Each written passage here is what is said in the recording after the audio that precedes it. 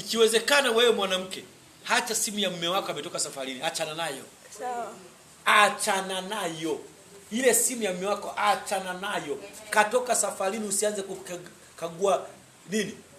Kagua begi, amekuja na nguo ngapi chafu? Kaja na nini? Alikuwa anatunza moyo asiyesile. Ukisha maliza, chukua zile nguo, weka pale, weka sehemu ambazo hazitanuka, ziweka pembeni, maliza, kampikie mle, malize, kana kwamba kwa hivyo iliyofanyika. Ukianza kukagua simu ya mume wako na ametoka safarini, umeharibu kila kitu. Utakutana majanga mle mengine alikuwa anayakwepa.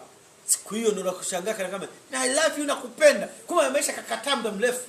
Sasa ndio kametuma message pale I love you nakupenda. Wewe unaunganisha kwamba kweli kama unampenda kweli. Kumbe kwa kampenda, wewe unaliunganisha moja kwa moja. Kwamba kumbe yani niko hapa nimejitunza, kumbe wewe kimeo.